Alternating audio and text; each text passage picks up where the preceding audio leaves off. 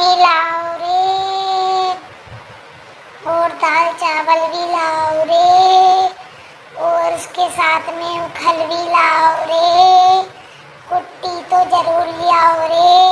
प्रीत बहुत दिन हो गए तेने मुझको खल नहीं घेरी, मुझको खल तो दे दे, नहीं तो मैं दूध नहीं दूंगी रे।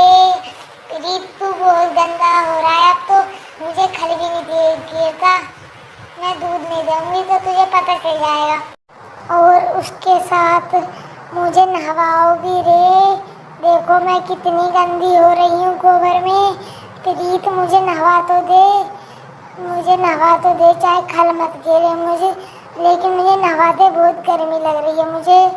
आज तो थोड़ा मौसम भी अच्छा है, तो थोड़ी गर्मी नहीं लग रही। आज हल्की हल्की बारिश भी पड़ी है, बारिश का मौसम हो रहा है, लेकिन प्रीत मुझे नहवा दे, बहुत गर्मी लग रही है। तेने मुझको बहुत दिनों से नहीं नहवाया प्रीत।